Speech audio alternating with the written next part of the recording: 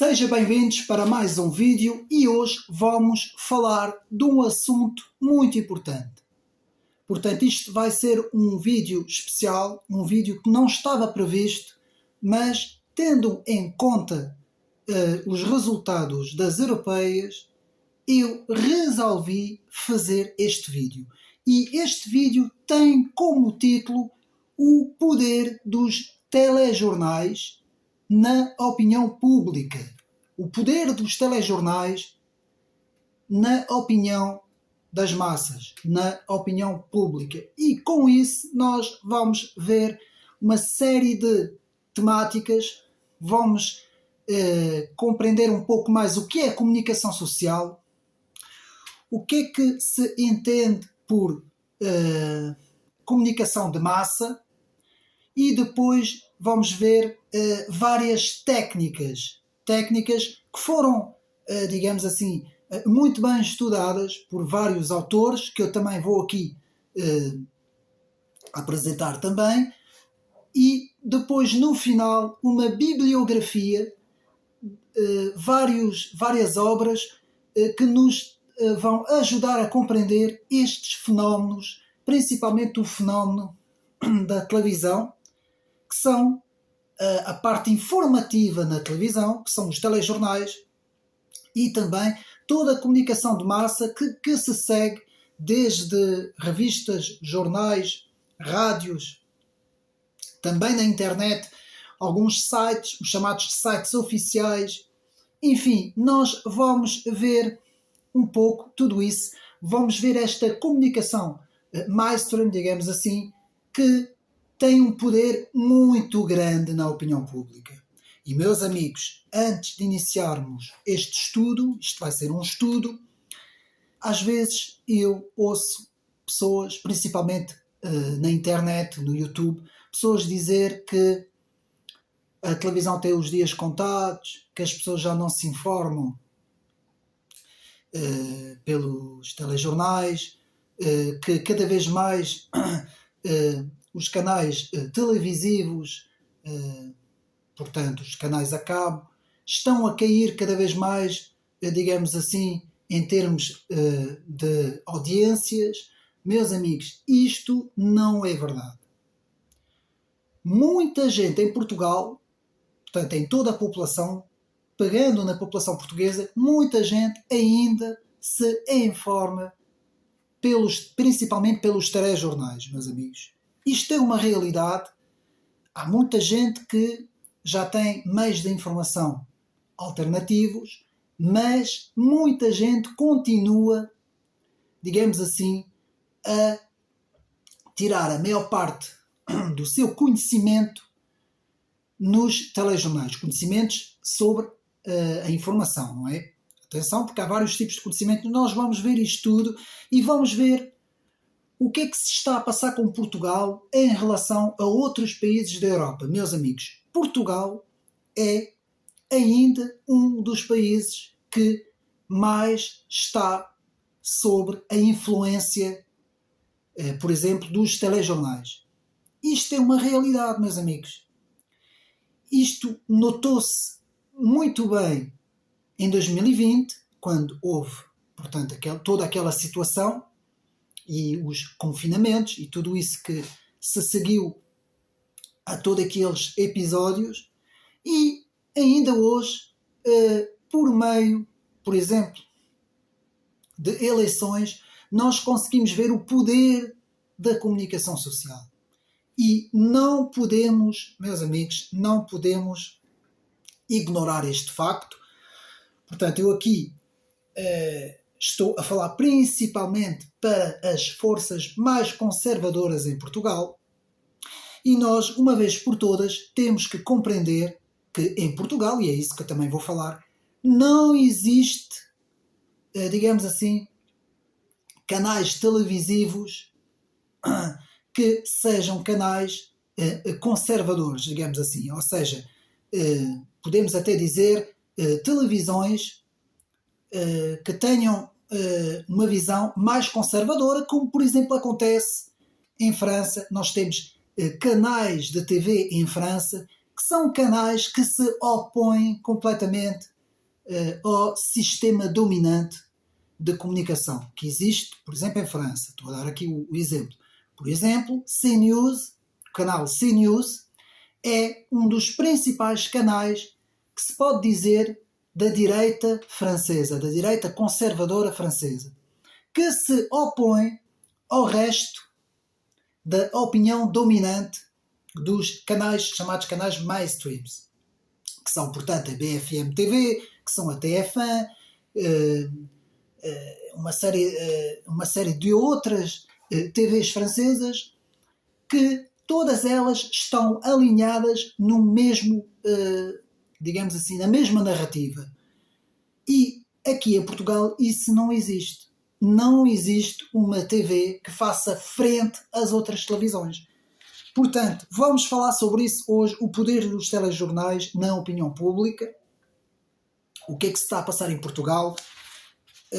Vamos, portanto, ver que em Portugal os principais canais televisivos, que são chamados também canais de informação, como a SIC Notícias, a RTP3, a CNN, o telejornal da TVI, de certa forma a CMTV, mas vamos falar menos da CMTV, porque a CMTV tem um público e tem um alvo diferente e tem um género de comunicação diferente, mas citando pelo menos essas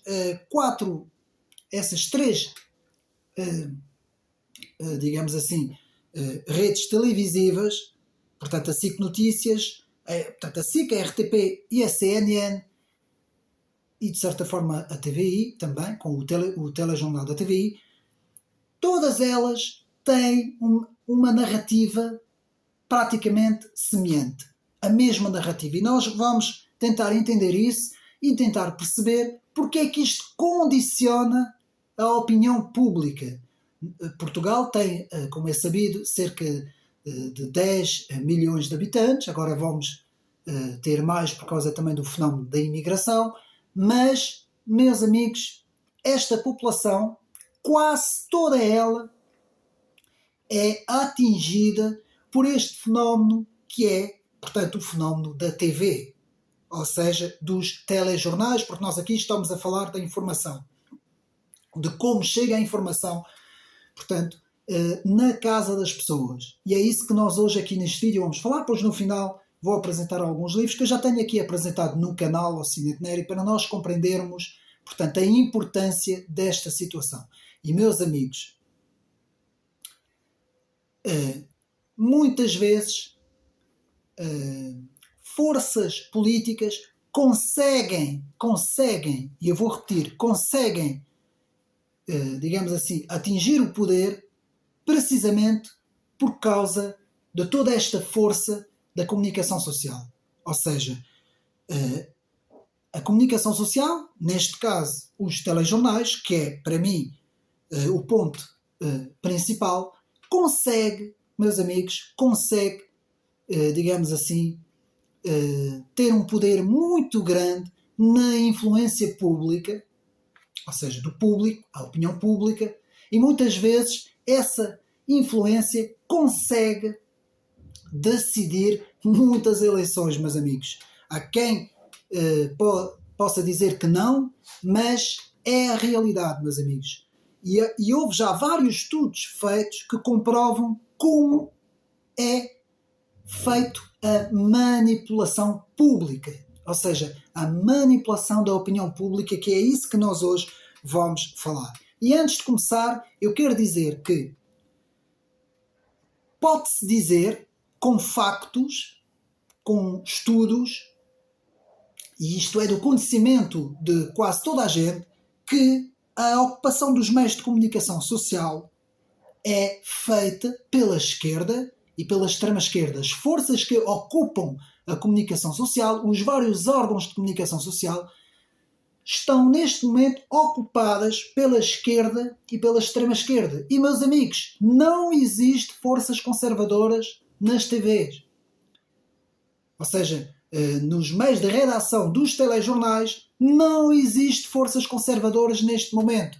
E isto deve nos deixar que pensar, deve nos pôr a refletir sobre, digamos assim, a liberdade de expressão e sobre o tipo de comunicação que nós temos em Portugal, meus amigos.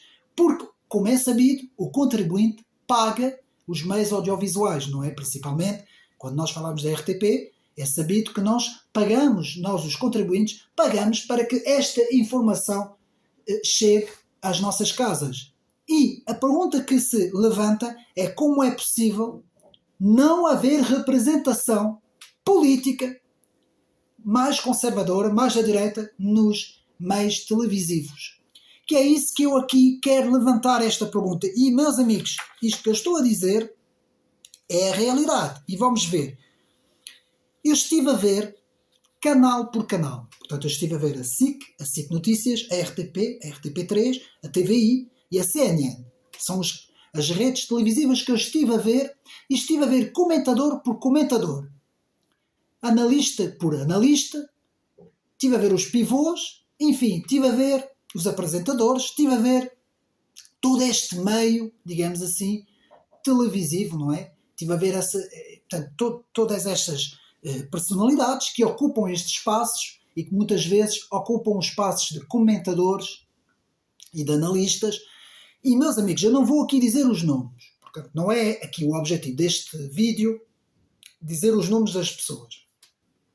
Mas, com base nos números que eu retirei deste estudo que eu próprio fiz, eu tenho os seguintes números. Fiz porcentagens, portanto, com base nos números, e são os seguintes números. Do Partido Socialista, nós temos cerca de 50% de, eu vou chamar isso, atores nos meios televisivos. No Partido Social Democrata, temos cerca de 30% de atores nos meios televisivos. Vou falar assim. Vou falar mais na parte televisiva, ou seja, os telejornais e os canais que são da informação 24 horas, não é? Como é o caso da SIC Notícias, da RTP3 e da CNN. 50% tem o Bloco de Esquerda, meus amigos. 50%.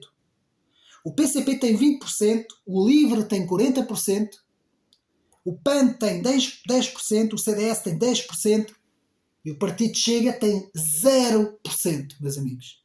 Muito, mas muito raramente alguém é convidado para ir à televisão, e mesmo alguém que seja alguém que esteja sempre presente, que faça parte sempre de um programa como comentador ou analista, que seja do Partido Chega, não tem. E outros partidos mais pequenos, que estejam à direita do Chega, estes então nem sequer podem sonhar em algum dia ter alguém, a não ser quando nós temos as eleições, não é?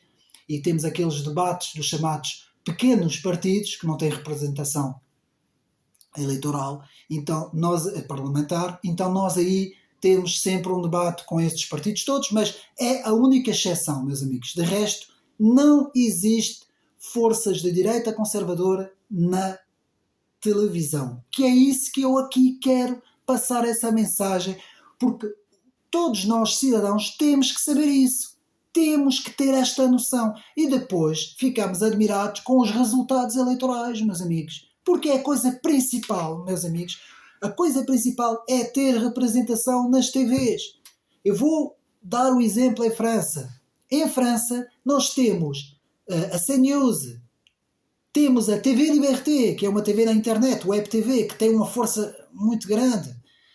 Temos, por exemplo, vários outros canais, como Sud Radio, que faz um trabalho gigantesco, Linha Droite, Linha Direita, que também faz outro trabalho. Temos, mesmo nos programas de TV, os chamados programas mainstream, não é? Os programas principais da BFM, como da TF1 e como da Radio France e como de outras televisões, mesmo assim às vezes temos uma Marine Le Pen que é convidada, temos um Henrique Zemmour que é convidado, temos um Bardella que é convidado, temos até um Florian Philippot ou um François Asselineau que é convidado. temos uma série de gente que está à direita do espectro político que é convidado para, digamos assim, analisar ou para uma entrevista ou várias situações. E aqui em Portugal não existe esta situação. E cada vez que um representante, vamos dar o exemplo do Partido Chega, é convidado na televisão, seja o seu líder ou outros deputados, muitas vezes são convidados como sendo entrevistas, não é? E às vezes pode acontecer que muitas vezes sejam convidados também, mas sempre rodeados de 3 ou 4 analistas ou comentadores, sempre, ou seja, cercados, completamente cercados, e assim nunca conseguem praticamente desenvolver as suas ideias ou trazer as suas ideias ao público. E isto é muito importante porque uma TV, como é o caso da CNews em França, que tem, portanto, o pivô principal, que é Pascal Praud, e depois tem 5 ou 6 convidados, que sempre quase todos da direita, não é? Pode lá ter alguém que seja mais de uma família de esquerda, mas quase todos eles são de várias direitas, porque existem várias direitas em França, e, meus amigos, a realidade em França é completamente diferente. Eu desconheço noutros países como a Alemanha, como a Espanha, portanto eu não vou falar nesses países, eu falo apenas no país que eu mais conheço, que aliás até conheço ainda melhor que Portugal, que é o caso da França, e, meus amigos, as coisas lá são completamente diferentes. E depois os resultados são outros. Os resultados eleitorais são outros, meus amigos, porque a comunicação é importante. A difusão das ideias por meio da televisão é importante. A internet também é, meus amigos, e está a surgir o fenómeno dos vídeos gravados na internet, não é? De tudo isso que nós vamos ver, mas isto não chega. A televisão, aqui em Portugal, meus amigos, só para termos uma ideia, dos 50 anos aos 80 anos, essa faixa etária, toda ela vê televisão. Que são a maior parte dos reformados, uma grande parte dos reformados, muitos ativos ainda, que começam com a idade dos 50, como eu disse, e toda esta gente, que é a população mais numerosa em Portugal, toda ela está sentada no sofá à frente da televisão, meus amigos. E muito destas pessoas veem os telejornais. Os jovens veem menos, estão mais nas redes sociais, mas a maior parte das pessoas vê a televisão. O telejornal é algo que muita gente, digamos assim, é o ponto de referência de muita gente. Que é isso que eu quero aqui deixar explícito neste vídeo. E, meus amigos, quando nós temos 50% do Partido Socialista e 50% do Bloco de Esquerda praticamente nas televisões, nas principais televisões de notícias, como a SIC Notícias, como a RTP Notícias, RTP3, como a TVI, o telejornal, e como a CNN, nós temos que refletir. E sem falando dos chamados, portanto, dos chamados, onde é que eu tenho isso? Fact-checkers, como o Polígrafo, por exemplo, e outros, que tentam passar a pente fino nas redes sociais para tentar moldar a opinião pública de quem vê as redes sociais, meus amigos. E isto é grave porque nós sabemos que a informação tem de ser livre, tem de ser neutra, isto está na Constituição, e tem que chegar de uma forma isenta na casa dos portugueses. Os contribuintes que pagam a informação têm que receber uma informação isenta, não podem receber uma informação 24 sobre 24 a defender o Partido Socialista, a defender o Bloco de Esquerda e a diabolizar o Partido Chega, que é isto que acontece 24 sobre 24. Meus amigos, antes de entrarmos no vídeo, eu estive a ver agora nas europeias, durante 2 semanas eu estive a passar a pente fino todos os canais, porque eu faço esse trabalho, todos os canais da informação, e, meus amigos, o Partido Chega, eu não sei como é que é possível chegar a este ponto. O Partido Chega foi completamente denegrido, diabolizado, foi completamente atacado em todos os sentidos. Eu nunca vi uma coisa assim. Nunca vi.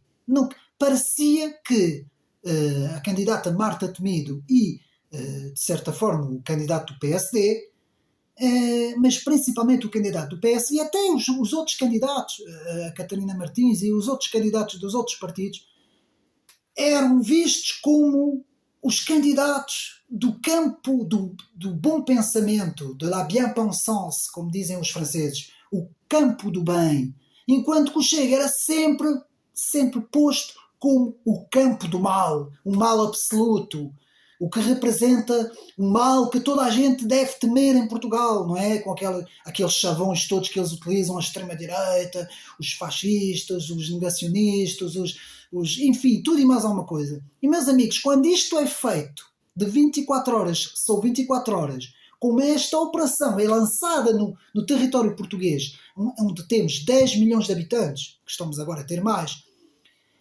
isto tem influência. Isto influencia as mentes das pessoas. As pessoas acabam por, digamos assim, assimilar esta informação. E nós temos, e principalmente nós, quando eu falo nós, todos aqueles que defendem o campo conservador, como eu, não é? Porque eu sou conservador, como é sabido, nós temos que refletir sobre a urgência de criar um canal, mas não é só um canal, um web TV, um canal da internet, é um canal mesmo de rede aberta em termos televisiva em Portugal que chega aos 4 cantos do país. Um canal como existe, por exemplo, a Fox News, como existe a CNews em França, como um canal de direita conservadora que faça o seu trabalho de isenção. Não é um trabalho anti-esquerda, não estou aqui a dizer um canal que faça um trabalho anti-esquerda, mas que faça o seu trabalho, que convida os atores, que mostre as coisas como são, que não façam o que esses canais estão a fazer. A SIC, a RTP e a CNN, que não param constantemente de bombardear o Chega e de atacar com todos os meios possíveis o Partido Chega. Como exemplo, não é? Então, meus amigos, visto isso, vamos agora, portanto, deixa eu ver se isto aqui. Vamos agora tentar perceber o que é que nós queremos dizer com comunicação social. Porque nós temos que entender o que é a comunicação social. Eu sei que isto... muita gente estudou isso em comunicação, mas é sempre bom relembrar as bases principais do que significa comunicação social. Então, a comunicação, portanto, aquilo que é chamada comunicação, é geralmente definida como dar, receber ou trocar ideias, informações, sinais ou mensagens através dos média apropriados, permitindo que indivíduos ou grupos persuadem, procurem informações, forneçam informações ou expressam emoções de maneira eficaz. Portanto, comunicação social é uma ciência social que utiliza vários métodos de investigação empírica e análise crítica. Bom, eu aqui quero manter esta parte análise crítica, meus amigos. E a análise crítica, a chamada massa crítica, esta análise crítica, ela tem que ser exercida para todos os lados e não apenas para uma direção. E hoje a comunicação social tornou-se apenas uma crítica numa direção, meus amigos. E isto mudou, porque nos anos 80 e 90 não era bem assim, meus amigos. Então, como campo do estudo, a comunicação é aplicada ao jornalismo, aos média, às relações públicas, ao marketing, à transmissão de notícias televisivas, comunicação interpessoal e intercultural, educação, administração pública e por aí fora. Agora vamos ver, vamos agora nos ater sobre mesmo a comunicação social. Portanto, a atuação metodológica na comunicação social. Portanto, a comunicação social é uma ciência social aplicada cujos objetivos cujo objetivo tradicional de estudo são os meios de comunicação de massa, aquilo que é chamado os meios de comunicação de massa. Isso é tudo importante, meus amigos. Ou também chamados mass media, ou simplesmente média, ou mídia em brasileiro, por exemplo. Principalmente o jornalismo ou imprensa, que são as áreas principais.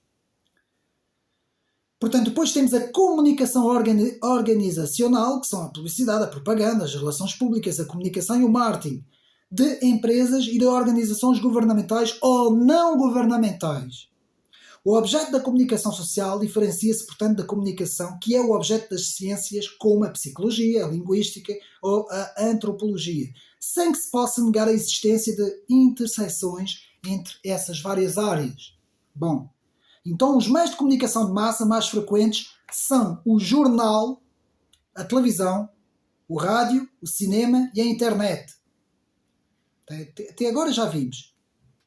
Didaticamente, poderia-se simplificar as atribuições das diversos profissionais da seguinte forma: os jornalistas atuam com as notícias, os publicitários ou propagandistas atuam com os anúncios e as relações públicas com uma relação entre a sua organização e a sociedade.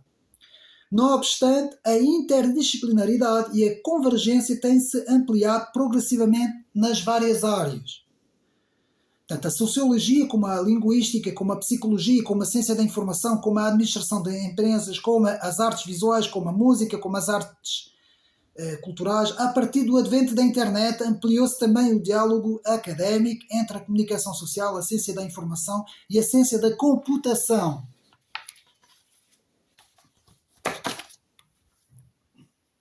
Na política, agora vamos centrar-nos na política. A comunicação é uma das ferramentas mais relevantes nas estratégias políticas, incluindo persuasão e propaganda. Vamos reter essas duas palavras. Persuasão e propaganda, visando influenciar com fins ideológicos, políticos, as emoções, atitudes, opiniões, ações do público-alvo através da transmissão controlada da informação parcial, que pode ou não ser factual. Portanto, temos agora duas leituras. A leitura dominante: o público aceita os significados, valores e pontos de vista construídos no texto pelos seus criadores. É feito a aceitação da mensagem. Na leitura subordinada, o público aceita em geral os significados, os valores e a visão do mundo incorporados aos textos pelos seus criadores, que é chamado o efeito obedecer a mensagem. Sobre as percepções e a credibilidade, ou seja, são também usadas abordagens holísticas por líderes de campanha de comunicação e estratégicas de comunicação a fim de examinar todas as opções dos atores e canais que podem gerar mudanças na paisagem semiótica, ou seja, alterar as percepções, alterar a credibilidade, alterar o background memético, alterar na imagem dos movimentos dos candidatos, dos dirigentes, percebidos por influenciadores chaves que podem ter um papel no estado final do objetivo desejado. Então, o campo da comunicação política moderna é altamente influenciado. Eu vou repetir esta frase. O campo da comunicação política moderna é altamente influenciado pela estrutura, pelas práticas das doutrinas de operação de informação, cuja natureza deriva de estudos estratégicos e militares. Meus amigos, isto já nos dizia Sun Tzu no seu livro A Arte da Guerra. Como é que se consegue moldar uma sociedade por dentro? Portanto, o campo da comunicação política moderna é altamente influenciado pela estrutura e pelas práticas das doutrinas de operações de informação, cuja natureza deriva de estudos estratégicos militares, Sun Tzu, a arte da guerra. Nesta visão, o que realmente importa é o conceito de atuação num ambiente de informação. O ambiente da informação é o conjunto de indivíduos, organizações e sistemas que coletam, processam, disseminam ou agem com base na informação. Esses ambientes consistem em 3 dimensões interrelacionadas que interagem continuamente com indivíduos, organizações e sistemas. Essas dimensões são conhecidas como físicas, informativas e cognitivas. Físicas, informativas e cognitivas, meus amigos. Em 2020, final de 2020, princípios de 2021, eu lembro-me de uma experiência que eu tive, eu próprio, uma experiência que eu tive, quando estava praticamente Portugal confinado em casa, estávamos habitantes todos portugueses, praticamente quase todos confinados em casa, e os próprios telejornais, não é?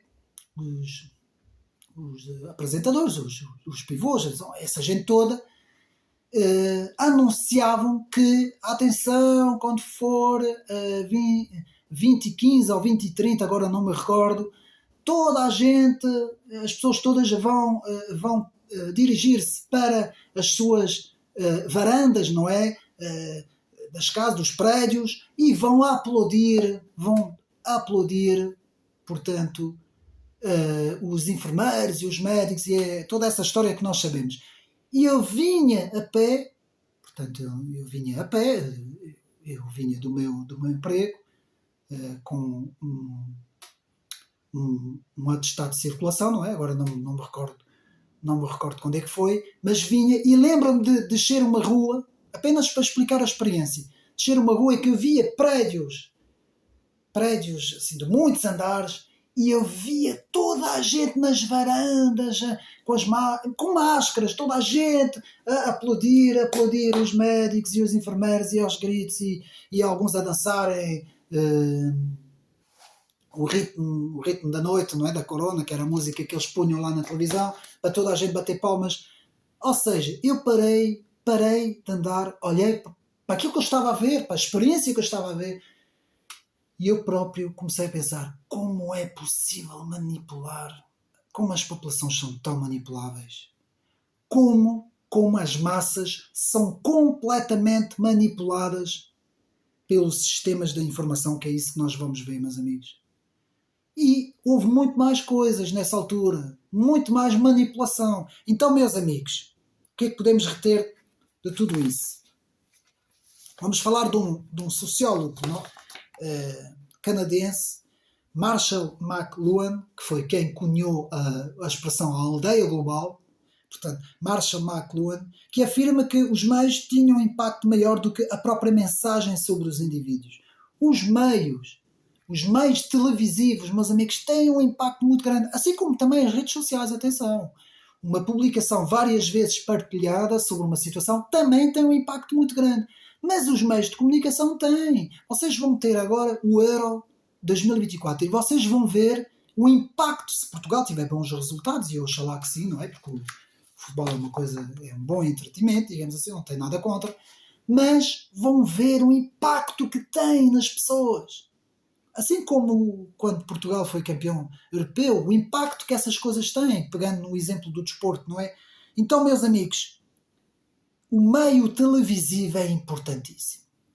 Criar um canal televisivo com uma visão mais conservadora, mais da direita, mais isenta, que não siga este pensamento socialista, de esquerda, não é? Esse pensamento globalista que nós conhecemos, pode ter influência na opinião pública. E é isso que nós vamos ver. Portanto, Marshall McLuhan afirma que os meios determinam, ao longo da história, o modo como os indivíduos e as sociedades sentem, pensam e vivem. Marshall McLuhan. São tecnologias tão poderosas que chegam a moldar a natureza da civilização. Vejam bem, chegam a moldar. Meus amigos, a ideologia woke e a ideologia do género têm os seus principais meios de difusão pela televisão, pelos meios académicos, meios também do ensino, mas também principalmente pelos meios televisivos. Podem ser muitos, desde as redes sociais, desde os canais, por exemplo, a música, não é? A chamada música pop, MTV, que agora já não tem tanta força como teve nos anos 90 e na década de 2000, mas tem muita força, tem, meus amigos. Então, no advento da internet e das tecnologias digitais de comunicação no final do século XX, conduziu pensadores como Guy Debord, 1967, Jean Baudrillard, 1970, a proclamarem a emergência da sociedade do espetáculo. Guy Debord tem um livro muito bom que é A Sociedade do Espetáculo.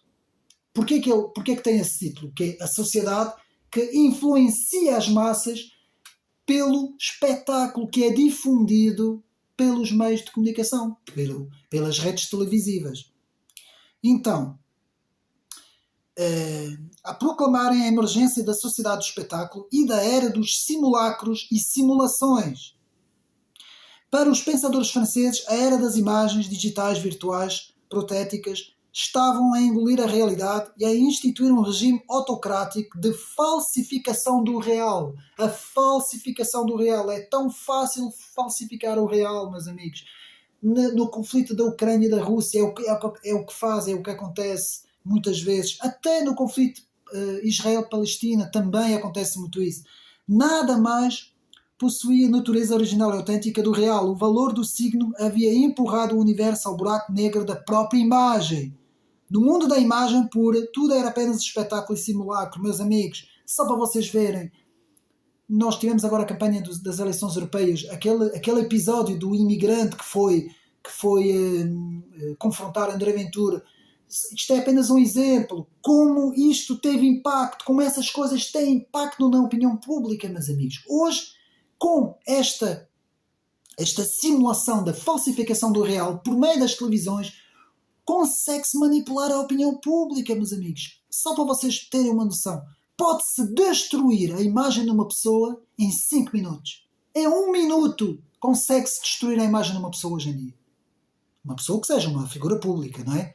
Consegue-se destruir a pessoa na maior das rapidezes por meio da imagem, por meio da notícia, por meio da falsificação do real, que é tudo isso que estes atores aqui estão a explicar. Então, no mundo da imagem pura, tudo era apenas espetáculo e simulacro. Leandro Marshall observa a hipercomunicação que o pensamento de Baudrillard e de Debord denota o sentimento do universo sagrado imaginário humano que estaria dominado e controlado pela influência da imagem e objetos da sociedade de consumo.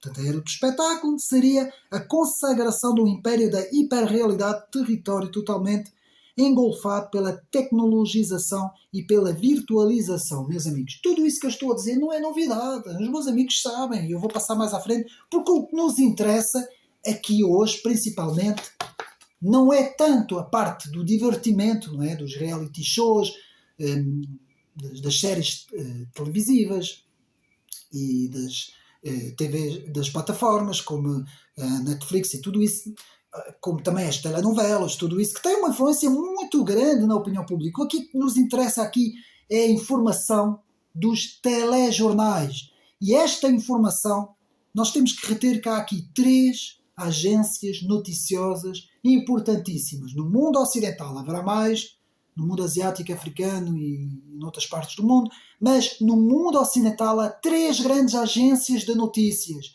a saber, a Reuters, a Associated Press e a Agence France Presse. Essas agências de notícias fornecem mais ou menos a informação para todos os canais. Todos os canais, pode-se dizer, canais televisivos e canais de comunicação social. Por exemplo, aqui em Portugal, vou apenas dar o exemplo, aqui em Portugal temos a Média Capital, a Imprensa, a Rádio e Televisão de Portugal, a Global Media Group, a Cofina, a News Corporation, a Sony, a AMC Network Internacional Ibéria, a Record, a Grupo Renascença Multimédia, a Impala, a Luz ao Canal, a Sonacom, CGPS, a Bola, a New School e a Lena. Apenas alguns grupos de mídia, ou dos média aqui em Portugal. E todos esses grupos, porque é que eu agora enumerei o nome destes grupos? Todos esses grupos têm uma, digamos assim, uma linha, digamos assim, uma política, uma linha. Elas obedecem à mesma narrativa. Portanto, a Reuters, a Associated Press, a Agence France Presse, têm uma linha, digamos assim, uma linha editorial, digamos assim, uma linha de notícias. Essa linha, muitas vezes, a influência dessa linha é feita por agentes financeiros poderosos. agentes, podem ser pessoas, podem ser multinacionais, podem ser organizações, podem ser famílias, enfim, não interessa. Elas obedecem a uma visão que nós, na linguagem comum, nós chamamos os financeiros globalistas, ou os globalistas financeiros. E elas obedecem a essa linha. E essa linha é uma linha progressista. É uma linha de esquerda, em termos políticos, não é? Progressista e globalista, anulando o eixo esquerda-direita, que hoje cada vez está mais fraco, podemos alinhá-la com o eixo não mais horizontal, mas vertical, entre globalistas e as populações, ou o chamado populismo. E esta linha obedece ao poder globalista. É um poder que é um poder progressista, um poder desconstrucionista, que já vamos ver isso tudo, e é um poder que tem uma influência muito grande junto dos média mass, que é isso que nós temos que entender.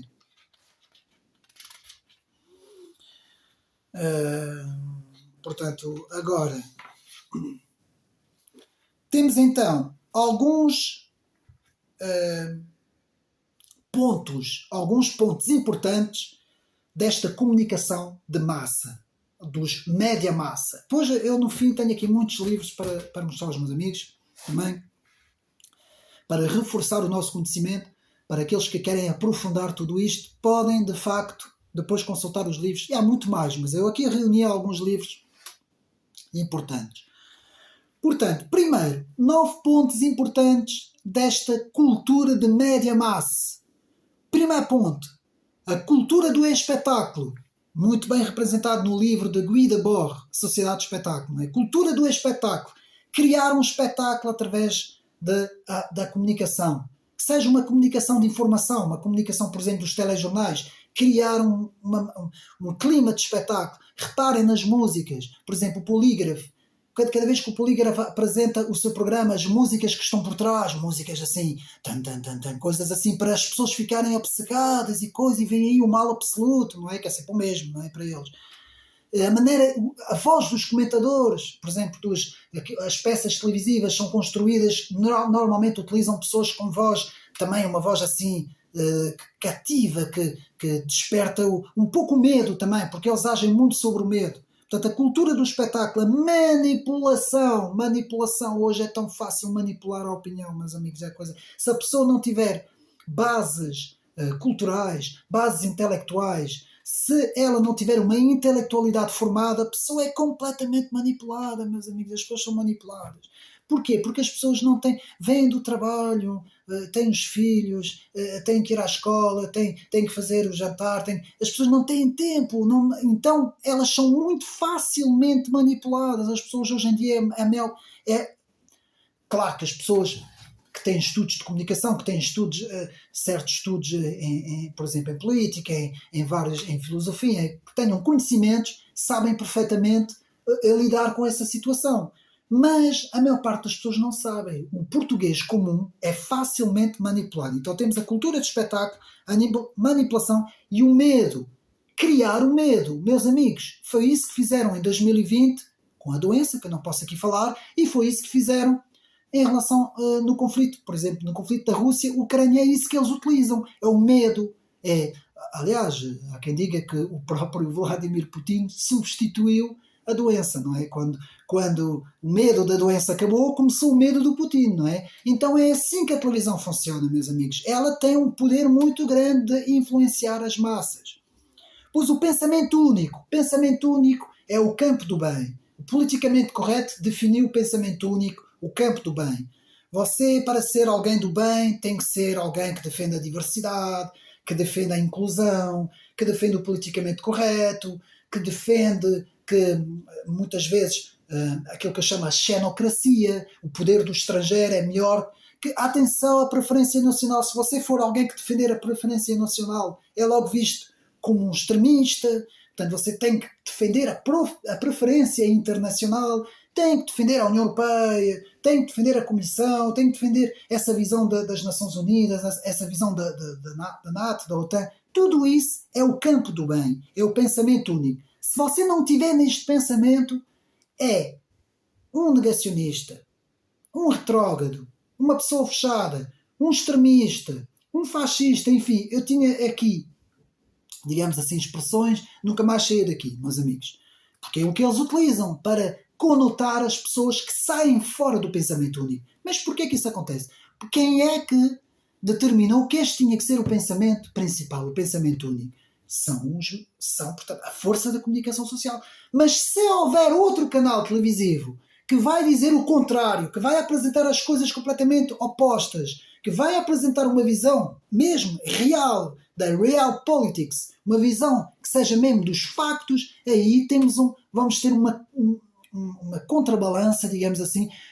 Aliás, é isso, é uma das principais armas da democracia, é haver contrapesos, pesos e contrapesos, não é? O check and balance, ou seja, o poder deve restringir o poder. Então tem que haver outro poder para restringir este poder do pensamento único.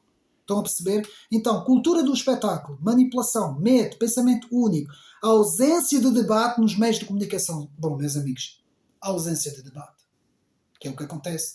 Como é que é possível haver um programa na SIC Notícias, eu não vou dizer o nome, para não haver aqui problemas, que tenha 4 a 5 pessoas, analistas, comentadores, todos com o mesmo pensamento?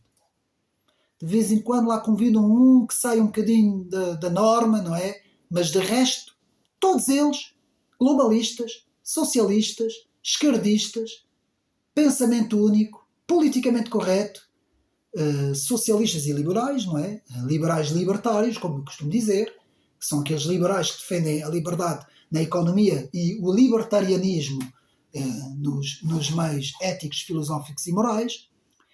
Como é que é possível toda esta gente ser toda do mesmo campo, da mesma visão? Nós não temos debate. Em França é ao contrário. Em França põem uma Marine Le Pen à frente de um Zemmour à frente do Macron, um Macron à frente do Mélenchon. Pensam completamente diferente. E é isto é que dá piada.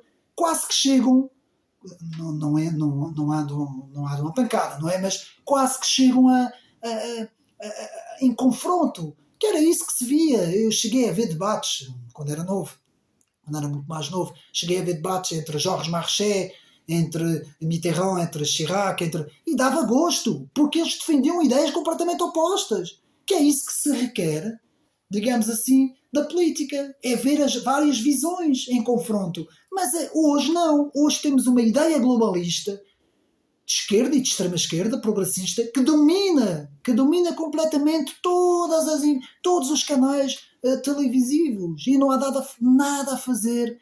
Pelos vistos não há nada a fazer, porque eles continuam com esta visão. Portanto, os diretores de redação, os próprios CEOs dos canais televisivos, quem manda, digamos assim, continua com esta diretiva, digamos assim, de impor este pensamento único, e nada nem ninguém se pode opor a este pensamento. Então temos a ausência de debate nos meios de comunicação, depois temos a perseguição mediática. Quem não tiver neste pensamento é perseguido, que é o caso, por exemplo, neste caso, quem tem mais representação eleitoral e que não esteja neste pensamento é o Partido Chega, não é? E eles são todos perseguidos mediaticamente. Depois temos a cultura do cancelamento, ou seja, se aparecer um músico, um artista, um ator, um pintor, seja quem for, que for uma figura pública e que de repente vai dizer uma coisa que não se encaixa nesse pensamento único, é cancelado. O famoso cancelamento woke, da cultura de cancelamento. Ponto 8, domínio da esquerda e da extrema-esquerda política nas televisões, jornais e rádios. E depois, ponto 9, a censura nas redes sociais contra quem se opõe ao pensamento único, que é o caso dos fact-checkers, como o polígrafo e por aí fora, que são armas que foram constituídas para perseguir, digamos assim, quem se opõe. Portanto, eles fazem mesmo. Reparem que, dando aqui um exemplo, o polígrafo é um programa que nunca vai fazer fact-checker, que nunca vai checar absolutamente nada nas próprias televisões. Vocês nunca vão ver isso. Eles nunca vão no seu próprio canal televisivo ou noutros canais, eles nunca vão fazer isso. O que eles vão fazer é ir às redes sociais, verem quem são aqueles que não estão alinhados com a narrativa, com o pensamento globalista, esquerdista, e quem não estiver alinhado com esse pensamento, pumba, são eles que nós vamos caçar, digamos assim, estou utilizando essa expressão. Portanto, eles caçam aqueles que não fazem parte do seu pensamento único.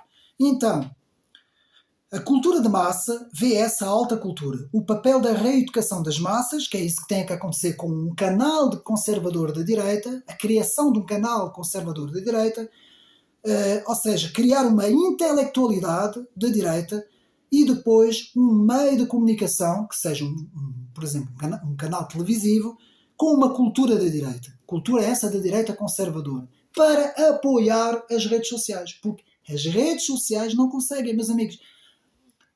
Só para dar um exemplo. O YouTube tem para aí, eu não os contei, mas tem para aí uma série de youtubers que eu poderia aqui dizer o nome deles, mas não interessa. Que estão a fazer um excelente trabalho. Atenção, eles todos estão a fazer, e ainda bem que eles existem. Eles todos estão a fazer um excelente trabalho. São para aí, eu não os contei, 10, 15, não sei, todos juntos, deve haver mais. Alguns até eu posso não conhecer, que sejam menos conhecidos, outros mais conhecidos. Uns têm muitos subscritores, outros têm menos, mas não interessa. E todos eles estão a fazer um trabalho. Porquê, meus amigos? Porquê que eles estão a fazer aqueles vídeos? Sempre que há uma entrevista, eles vão fazer análise. Sempre que há umas eleições, eles vão fazer análise. Sempre que há, portanto, uma situação qualquer que acontece, o Presidente da República disse isso, o Primeiro-Ministro disse aquilo, o Presidente do Chega, André Ventura, foi atacado, nisto, naquilo, naquilo. E eles vão então fazer a análise da situação. Porquê que eles fazem isso? Sabem porquê? Porque mais ninguém faz isso nas televisões. Porque não há ninguém a fazer isso nas televisões. Porque se em França se em Portugal houvesse como em França uma CNews, uma TV Liberté, uma Sud Radio, uma Linha Direita, vários canais de televisão, há mais, agora não me estou a lembrar, há muito mais, que fizesse esse trabalho, Europa 1, que fizesse esse trabalho, meus amigos, eles podiam fazer a mesma, mas já tinham um complemento, já tinham um suporte, até podiam fazer uma análise de uma situação dizendo, olha, esses 3 ou 4 pessoas analistas daquela televisão tiveram razão, falaram isso, disseram bem, tiveram certos. Nunca se vê isso, meus amigos, nunca se vê isso. Porquê? Porque a televisão está toda ocupada pela esquerda e pela extrema-esquerda. Então esses youtubers são obrigados a fazer isso. São obrigados porque não há mais ninguém. Então é urgente haver um canal de televisão conservador, um canal. Eu sei que isto requer meios financeiros gigantescos, isso requer licenças, autorizações, eu não sei como é que isto funciona, não estou por dentro, não sei como é que se faz uma TV privada, uma televisão privada em Portugal, não sei, não faço ideia como é que a SIC foi construída, foi constituída, não faço ideia, meus amigos, não é a minha área, eu podia estudar a fundo essa situação, sei que é preciso meios financeiros gigantescos, mas que haja financiadores, que haja gente com dinheiro que diga, já chega, vamos criar uma TV, uma televisão, um canal televisivo que seja mais conservador, que tenha uma visão mais conservadora, mais da direita, como em França, e que abarca este público todo, que é mais de 1 milhão, atenção, nós continuamos a ter mais de 1 milhão de pessoas conservadoras e há mais em Portugal ainda.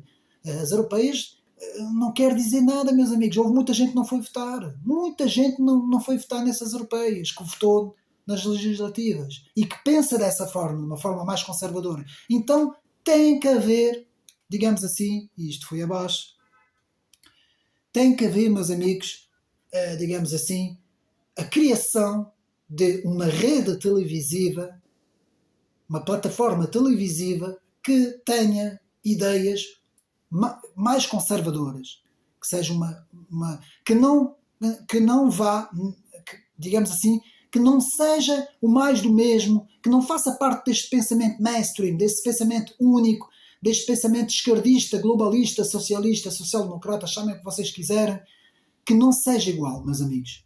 Espero que consigamos então entender a urgência desta situação.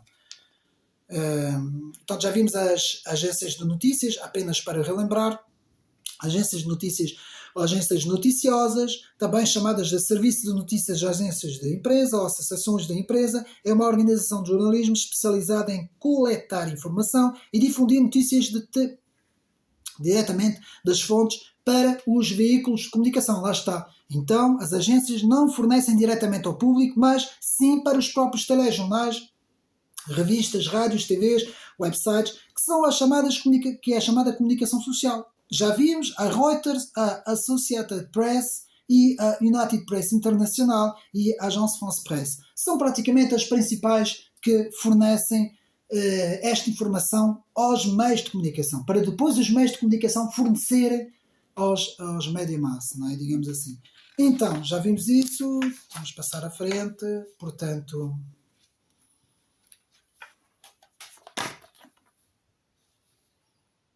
Portanto, as agências operam através de escritórios locais em diferentes cidades, países, que transmitem sua apuração para as centrais, que por sua vez redistribuem material para os clientes, isto é, jornais, revistas, rádios, televisões, websites, por aí fora. As agências recolhem informações dos seus correspondentes em diferentes lugares e as transmitem imediatamente para a central, de onde, depois de tratar a informação em forma de notícia, a enviam para os clientes conhecidos no jargão como jornalístico, como assinantes. Atenção, porque essas agências, como eu disse, são financiados por atores poderosos. Que é isso que é preciso ver. E que muitas vezes a opinião, a visão desses atores é a que determina estas agências noticiosas, meus amigos. Isso é preciso ter em conta tudo isso. Agora, vamos... Segunda parte deste vídeo, antes da terceira parte, que é a bibliografia. Fiquem até ao fim, meus amigos. Vamos ver as estratégias de manipulação de massa. Estratégias de manipulação de massa. Que isso é muito importante nós entendermos isso. E eu faço questão aqui neste vídeo de trazer isso para os meus amigos. Portanto, o francês Sylvain Timiste, T-I-M-S-I-T, quem quiser apontar pode apontar. Portanto, Sylvain Timiste, ou Timiste, não sei se é assim que se lê, elaborou a lista, em francês é Timiste mesmo, Sylvain Timiste, elaborou a lista de 10 estratégias mais comuns de manipulação em massa através dos meios de comunicação de massa. Vamos ver quais são uma por uma. São 10. Fiquem até ao fim, que é importante, meus amigos. Portanto, Sylvain Timiste elenca estratégias utilizadas diariamente há dezenas de anos, para manobrar massas, criar um senso comum e conseguir fazer a população agir conforme interesses de uma pequena elite mundial. Eu vou repetir porque isto é importantíssimo de compreender isso. Sylvain Timiste elenca estratégias utilizadas diariamente há dezenas de anos. Não foi agora, não foi há 10 anos, há dezenas de anos. Para manobrar massas, criar um senso comum e conseguir fazer a população agir conforme interesses de uma pequena elite mundial. Qualquer semelhança com a situação atual é mera coincidência, a situação atual de Portugal e do Brasil também. Os grandes meios de comunicação sempre estiveram alinhados com essas elites. Eu vou repetir. Os grandes meios de comunicação sempre estiveram alinhados com essas elites. O caso do presidente, o antigo presidente da SIC, Pinto Balsemão, que sempre esteve alinhado com essas elites nos encontros de Bilderberg e com as elites principais, que são as elites otanianas, não é? Norte-americanas e comicianas, como eu costumo dizer, a comissão, não é? Então, esses grupos praticam incansavelmente várias destas estratégias para manipular diariamente as massas, até chegar o momento que você realmente crê que o pensamento é seu. Se eu todos os dias vi na televisão que tal objeto é vermelho, todos os dias disserem que tal objeto é vermelho, e vamos imaginar que o objeto é azul, para dar aqui assim um pequeno exemplo. Eu vou acreditar que o objeto é vermelho. Eu vou acabar por acreditar que o objeto é vermelho se nunca tiver tido experiência de contacto do objeto, não é? Porque eu não sei que o objeto é azul. Mas todos os dias me dizem que o objeto é vermelho, eu vou acreditar que o objeto é vermelho, não é? Se toda a gente me disser aquelas pessoas ali são extremistas, cuidado que elas são extremistas, ao fim de 10, 20, 30, 40 anos eu vou acreditar que essas pessoas são extremistas. Estão a perceber? Pronto. Então, primeiro, são 10. Vamos ver então essas 10 estratégias de comunicação. Primeiro, a estratégia da distração. O elemento primordial do controle social é a estratégia da distração, que consiste em desviar a atenção do público dos problemas importantes e das mudanças decididas pelas elites políticas e económicas. mediante a técnica do dilúvio ou inundação de contínuas distrações e de informações insignificantes. Portanto, as informações principais, por exemplo, o pacto da OMS sobre as próximas, por exemplo, as próximas pandemias. Alguém ouviu falar alguma coisa na televisão? O pacto de Marrakech das migrações. Alguém ouve falar como é que funciona, o que é que vai acontecer, as coisas principais disso? Ninguém ouve falar. Há várias coisas, meus amigos, que não se fala nos meios de comunicação porque não interessa. E com isso utiliza-se então o dilúvio, a técnica do dilúvio. O que é a técnica do dilúvio? Ou inundação de contínuas distrações ou informações insignificantes para distrair. Muitas vezes essa história de fazer do adversário um extremista, muitas vezes isto consiste justamente em tirar o foco das notícias que deveriam ser as notícias mais importantes, não é? O que é que se está a passar pelo mundo, o que é que está a acontecer, porque é que a demografia da Europa está cada vez em queda, o que é que se está a passar, porque é que nos omitem completamente, portanto, a questão da imigração. Agora tem-se falado, precisamente por causa do Partido Chega, senão nem se falava sobre isso. Tudo isso há uma manipulação da informação, meus amigos. Então a estratégia da distração é igualmente indispensável para impedir o público de interessar-se por conhecimentos essenciais nas áreas da ciência, da economia, da psicologia, da neurobiologia, da cibernética, por aí fora. Manter a atenção do público distraída, longe dos verdadeiros problemas sociais, cativada por temas sem importância real. Manter o público ocupado, sem nenhum tempo para pensar. Eu vou repetir. Manter o público ocupado, sem nenhum tempo para pensar. De volta à granja com outros animais. É exatamente isso que estão a fazer, meus amigos. Segunda estratégia. Criar problemas e depois oferecer soluções. Bom, isto é o beabá da ciência que estuda essas áreas, meus amigos. Criar problemas e depois oferecer soluções. Este método também é chamado problema-reação-solução. Se cria um problema, uma situação prevista para causar certa reação no público, a fim de que este seja o mandante das medidas que se deseja aceitar.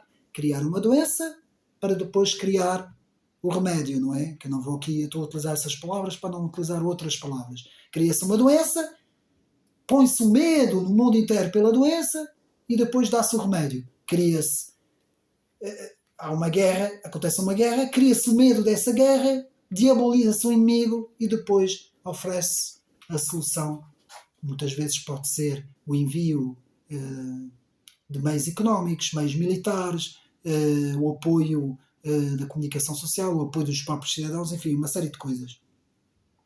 Por exemplo, deixar que se desenvolva ou que se intensifique a violência urbana ou organizar atentados sangrentos, a fim de que o público seja um mandante de leis de segurança e políticas desfavoráveis à liberdade. Quanto mais o caos reinar numa cidade, mais se podem implementar medidas de vigilância e controlo. Isso é sabido, meus amigos.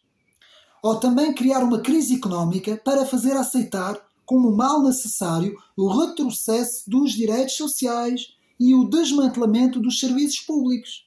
Qualquer semelhança com a atual situação que o mundo vive é apenas coincidência, não é? Terceira estratégia, a estratégia da gradualidade. Para fazer que se aceite uma medida inaceitável, basta aplicá-la gradualmente, a conta-gotas, por anos consecutivos. É a mesma coisa que aquele miúdo que quer pedir, por exemplo, quer pedir 100 euros à mãe, vai chatear a mãe e pede 500 euros à mãe, anda a semana toda a pedir 500 euros à mãe, a mãe chateia-se uma vez por todas, toma lá 100 e já vais com muita sorte. Pronto, estão a perceber o que é que eu estou a querer dizer. Para se atingir um certo objetivo. Portanto, para se fazer que se aceite uma medida inaceitável, basta aplicá-la gradualmente, a conta-gotas, por anos consecutivos. Foi desta maneira que condições socioeconómicas radicalmente novas, como o neoliberalismo, por exemplo, foram impostas durante as décadas de 80 e 90. E medidas também do Estado pelo socialismo também, e o próprio globalismo, também foram impostas, e é assim que muitas vezes a Comissão faz. A Comissão Europeia também trabalha muitas vezes assim. Portanto, estratégia também utilizada por ditadores, por vários líderes mundiais ditadores, que muitas vezes utilizaram isso para fazer uma população aceitar as suas medidas, não é? Estudem como é que Stalin fez na União Soviética, como é que ele fez passar uma série de medidas. Estudem a história do Stalin a fundo para verem como é que eram feitas as técnicas de manipulação e estratégias das massas, meus amigos. Quarta estratégia, a estratégia de diferir. Vamos ver o que é que isso quer dizer, diferir. Outra maneira de se fazer aceitar uma decisão impopular é a de apresentá-la como dolorosa e necessária, obtendo a aceitação pública no momento para uma aplicação futura. É mais fácil aceitar um sacrifício futuro do que um sacrifício imediato. Primeiro porque o esforço não é empregado imediatamente. Depois porque o público, a massa, tem sempre a tendência a esperar ingenuamente que amanhã tudo irá melhorar e que o sacrifício exigido poderá ser evitado. Isto dá mais tempo ao público para acostumar-se à ideia de mudança e aceitá-la com resignação quando chega o momento. Quinta estratégia. Dirigir-se ao público como criança, que é o que muitas vezes a comunicação social faz, não é? Os meios informativos fazem isso. A maioria da publicidade dirigida ao grande público utiliza discurso, argumentos, personagens em entonação particularmente infantis, muitas vezes próximos à debilidade, como se o espectador fosse uma criança de pouca idade ou deficiência mental. Meus amigos, quanto mais nós andamos para a frente, mais vemos o abaixamento da inteligência, principalmente nos jovens. Os jovens são completamente manipulados, por exemplo, por meio dessas redes, dessas novas plataformas, como o TikTok e muito mais, não é? Por meio de tudo isso, os jovens que veem 10, 20 segundos, aqueles vídeos, aqueles memes, todo aquele processo é um processo de estupidificação. Para isso eu remeto a um livro, remeto aqui para o livro, onde é que está, se eu tenho aqui à mão, eu tenho aqui, penso eu, exatamente, eu remeto aqui um livro também muito bom, A Fábrica dos Cretinos Digitais, de Michel Desmurger, um francês estudioso também na matéria, que estudou essas áreas e que nos explica como os jovens estão a ser completamente estupidificados. Isso tem um objetivo, é mais fácil, portanto, aceitar, meus amigos, aceitar um poder totalitário se as mentes forem muito mais imbecilizadas, não é? Como eu costumo dizer. Então, quanto mais se tenta enganar o espectador, mais se tende a adotar um tom infantilizante. Porquê? Se alguém se dirige a uma pessoa como se ela tivesse a idade de 12 anos ou menos, então, em razão da sugestionabilidade, ela tenderá, com certa probabilidade, a uma resposta-reação também desprovida de um sentido crítico, com mais de uma pessoa de 12 anos ou de menos idade. Meus amigos, as crianças têm muito pouco sentido crítico, não é? Massa crítica, os adultos é que têm, não é? Então, fazer com que as populações voltem à infância. Isso é uma das técnicas de manipulação. Sexta estratégia, utilizar o aspecto emocional muito mais do que a reflexão, meus amigos. Em 2020, a doença, e em 2022, o conflito entre a Rússia e a Ucrânia, foi completamente baseado na emoção. Não houve reflexão nenhuma, não houve racionalização, não houve nada. É a emoção, a flor da pele, que foi utilizado para condicionar a mente das populações. E é isso que fizeram. E fizeram muito bem, digo-vos já. Como experiência foi muito bem feito. Portanto, fazer uso do aspecto emocional é uma técnica clássica para causar um curto-circuito na análise racional e, finalmente, no sentido crítico dos indivíduos. Fazer assim que é para ver se isto não cai. Por outro lado, a utilização do registro emocional permite abrir a porta de acesso ao inconsciente para implantar ou injetar ideias, desejos, medos, temores, compulsões ou induzir comportamentos, meus amigos. Sétima estratégia, manter o público na ignorância e na mediocridade, meus amigos. Isto é o que acontece, é o dia a dia. Manter o público na ignorância, meus amigos. E digo-vos uma coisa, bendito sejam as redes sociais.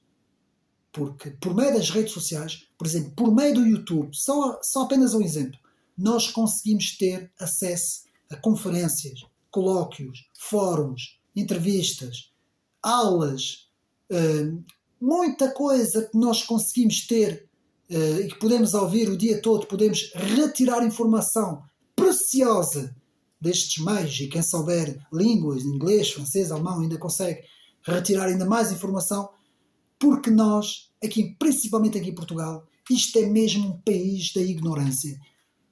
Peço aos meus amigos que me perdoem, mas isto, eu quando vejo aqui a informação televisiva, quando vejo aqui os telejornais e depois vejo e faço a comparação com os telejornais em França, isto aqui é uma ignorância, isto aqui é o império da ignorância e da estupidificação. Não tem outra palavra, meus amigos. Manter o público na ignorância e na mediocridade, que é isso que a SIC Notícias, a RTP3, a CNN e todos esses canais fazem, meus amigos. Manter o público na ignorância e na mediocridade. Fazer com que o público seja incapaz de compreender as tecnologias e os métodos utilizados para seu controlo e sua escravidão. A qualidade da educação dada às classes sociais inferiores deve ser a mais pobre, mediocre possível. Atenção, porque os meios universitários têm culpa do cartório. Cada vez mais se estupidifica os meios do ensino académico. E aliás, até do ensino básico, secundário e académico. Atenção, que são as três grandes áreas do ensino, são cada vez mais estupidificadas. De forma que a distância da ignorância que paira entre as classes inferiores e as classes sociais superiores seja e permaneça impossível de ser revertida por essas classes mais baixas. Muitas vezes, essas elites bem-pensantes têm acesso a muita informação que nós não temos. Muita literatura que nós não temos. Basta ver o que é vendido nas livrarias aqui em Portugal. Eu podia fazer um vídeo só a falar disso, meus amigos. Só a falar de como é possível nós não termos os autores principais, só os autores principais mais importantes, tanto franceses como americanos, como alemães, como ingleses, nós não temos. Não temos à venda. Nós não temos à venda nas livrarias, meus amigos. Essa era outra, digamos assim, outra informação que eu poderia fazer aqui num vídeo de 2 horas, pelo menos, só falar sobre isso. Oitava estratégia, estimular o público a ser complacente com a mediocridade. Promover ao público a crer que é moda o ato de ser estúpido, vulgar e inculto. O wokeismo é isso, não é? Introduzir a ideia de que quem argumenta demais e pensa demais é chato e mal-humorado, que lhe falta o humor de sorrir das mazelas da vida. Assim as pessoas vivem superficialmente, sem se aprofundar em nada e sempre ter uma piadinha para se safar do aprofundamento necessário a questões maiores. A ideia é tornar qualquer aprofundamento como sendo desnecessário. Vou repetir esta frase. A ideia é tornar qualquer aprofundamento como sendo desnecessário, pois qualquer aprofundamento sério e lúcido sobre o assunto pode derrubar sistemas criados para enganar a multidão. Estão a perceber? Nona estratégia, reforçar a autoculpabilidade. Meus amigos, eu fiz um vídeo sobre um livro há pouco tempo de Alexandre Delval, O Complexo Ocidental. Basta ver o vídeo para compreender o que é que se está a passar aqui na civilização.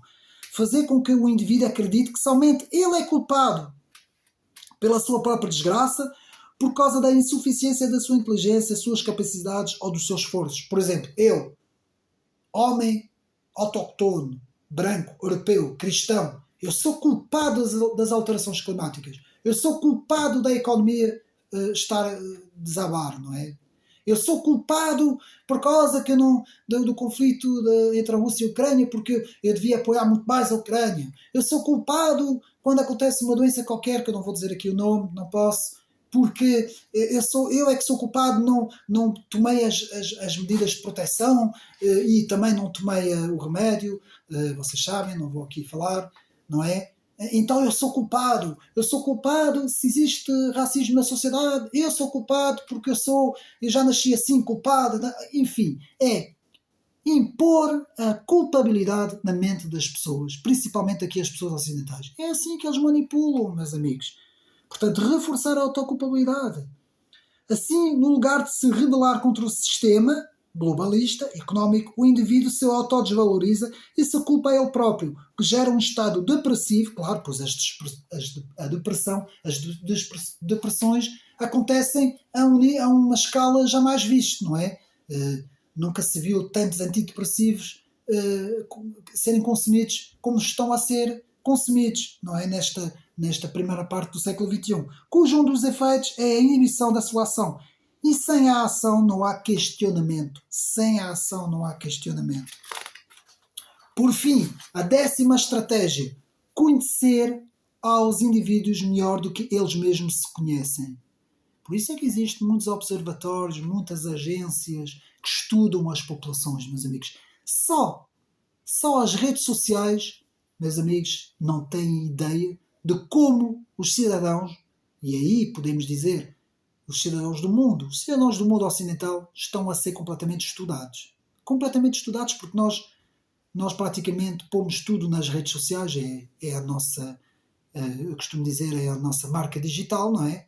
Então, conhecer aos indivíduos melhores do que eles mesmos se conhecem. No transcurso dos últimos 50 anos, os avanços acelerados da ciência têm gerado uma crescente brecha entre os conhecimentos do público e aqueles que possuídos e utilizados pelas elites dominantes.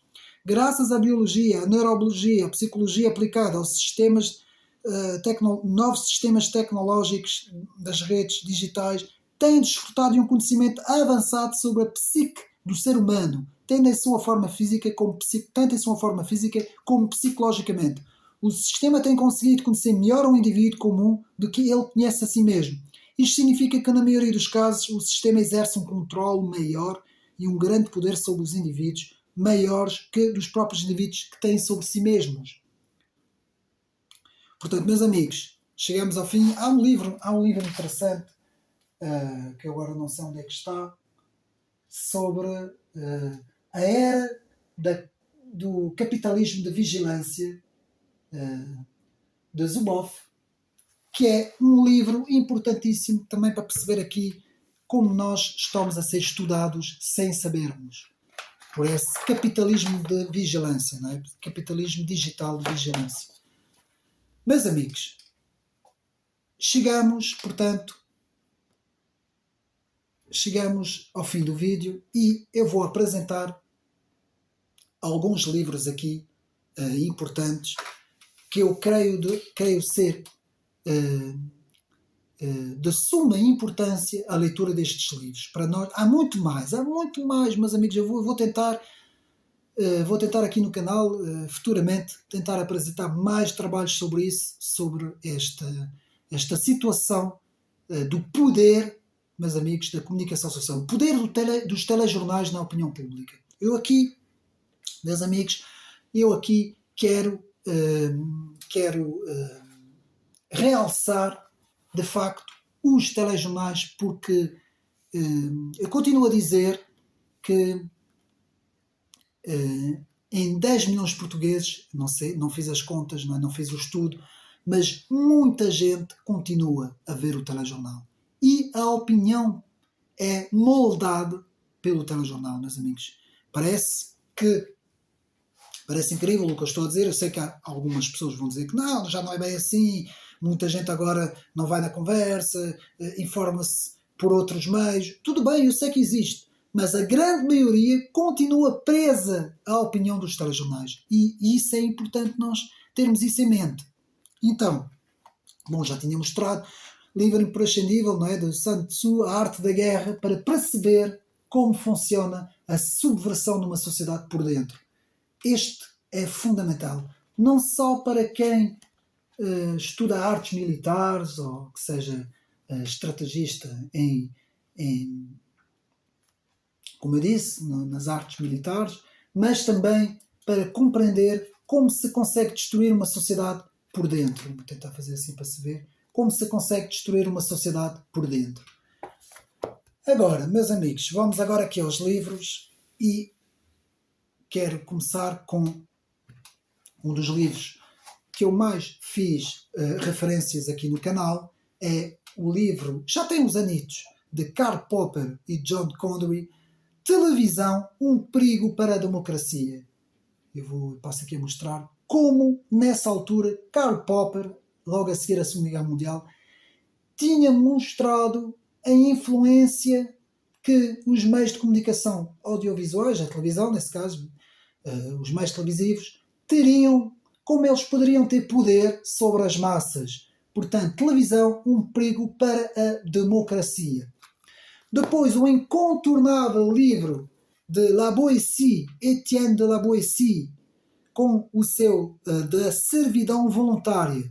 A servidão voluntária, aqui tenho mesmo o original em francês, La servitude volontaire, Étienne de La Boétie, não é? Que foi de facto imprescindível compreender como uma população pode estar sob a servidão sem saber. Uma servidão consentida, uma servidão voluntária. Portanto, este livro é muito, muito importante. É o livro de referência do filósofo Michel Onfray, França. Atenção. Étienne de La Boétie era o chamado pupilo de Montaigne. Quem diga que Montaigne olhava para ele com grande consideração. Portanto, Étienne de La Boétie, a servidão voluntária. Agora, outro livro que eu fiz a apresentação no canal, meus amigos, podem ir lá ao canal, procurar 4 argumentos para acabar com a televisão. Jerry Mander, 4 argumentos para acabar com a televisão. Eu remeto os meus amigos para irem ver o vídeo que fiz, a apresentação que fiz, está no canal. Depois, outro livro importantíssimo, O Poder e os Idealistas, de Paul Berman. Como as ideias têm poder, principalmente as ideias de esquerda e de extrema esquerda, como elas moldam a sociedade e o poder que elas tiveram desde o maio de 68. A geração idealista de 68 e a sua subida ao poder, os chamados baby boomer. Hoje, toda essa gente do Fórum Económico Mundial, toda essa gente vem dessa geração. Esses ideólogos, os mais velhos, estão a formar os chamados young leaders, os novos líderes, sobre a ideologia 68, essa ideologia progressista, wokista e globalista. Aqui, o poder dos idealistas e os idealistas. Outro livro sobre a liberdade de expressão, Todos os Lugares São de Fala, de Paulo Nogueira. Manifesto pela Liberdade de Expressão. Também é importante a liberdade de expressão na televisão, também, que ela tem estado sobre fogo cerrado por esse politicamente correto e esse pensamento único. Está no canal, também podem ver.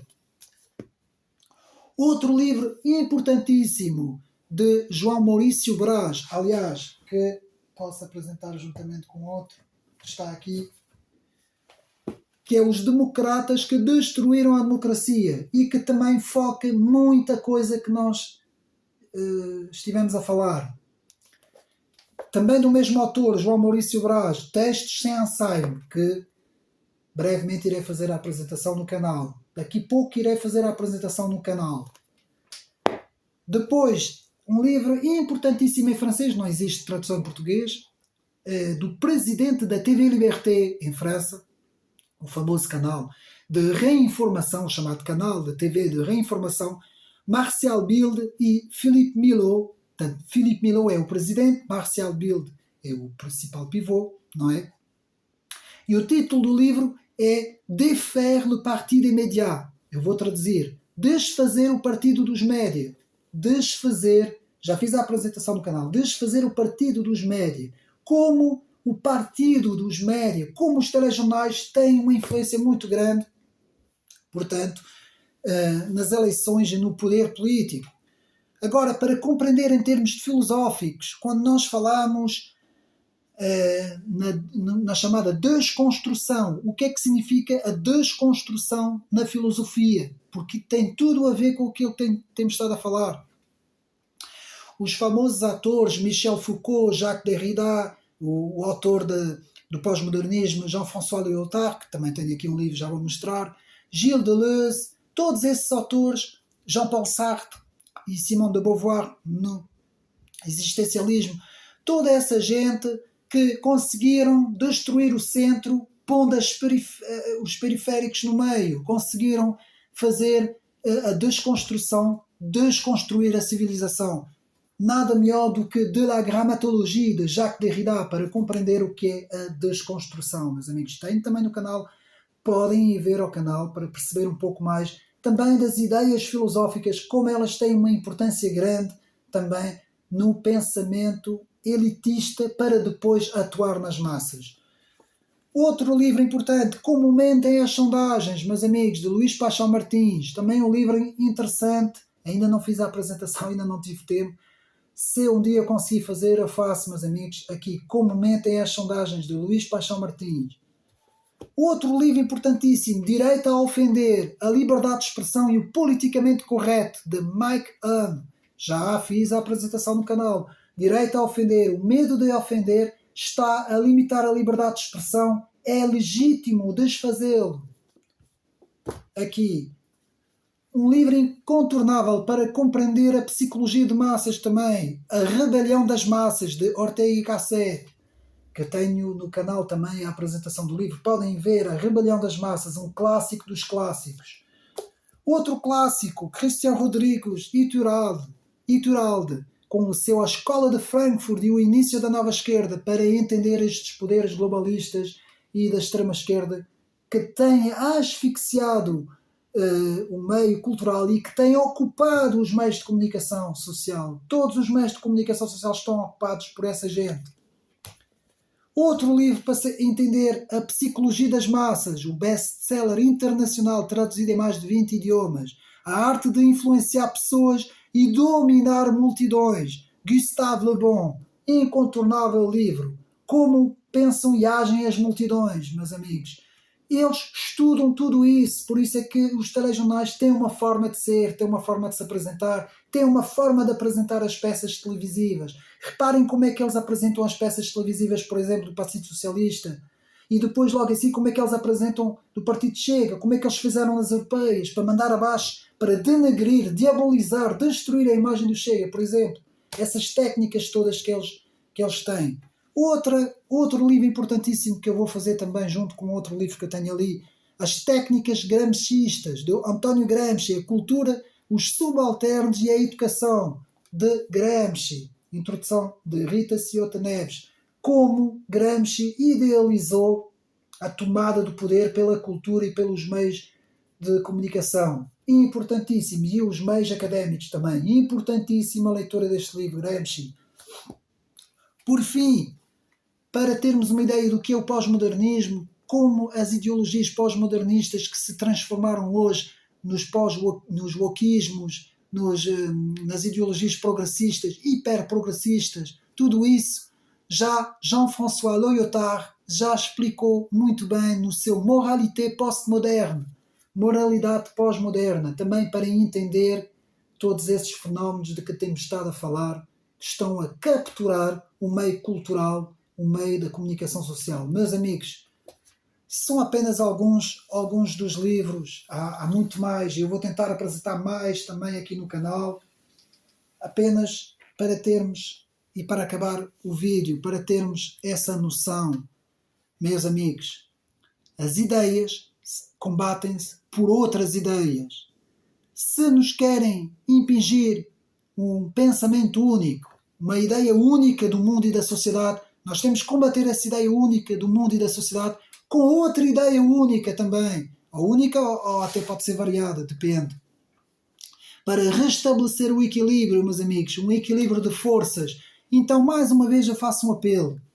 Meus amigos, alguém vai ter que pensar numa televisão de informação que seja conservadora, que tenha outra visão, outra maneira de apresentar as coisas, que dê espaço para outras ideias, para outros atores políticos, que dê espaço pela nação, pela cultura da nação, pela história da nação, que dê espaço pela língua portuguesa, pela religião católica, protestante, não interessa, pela religião cristã, que dê espaço para a importância da identidade portuguesa, do património português, da identidade cultural, do povo português, o povo autóctono português, que dê espaço para as ideias mais conservadoras, o conservar as coisas que funcionaram do passado, do presente e do futuro, aqueles que já morreram, os que virem e os que vão nascer, que dê uma outra visão, uma visão conservadora e que faça uma defesa de Portugal. Portugal dos portugueses. Uma televisão patriota, uma televisão que dê outra visão das coisas, meus amigos.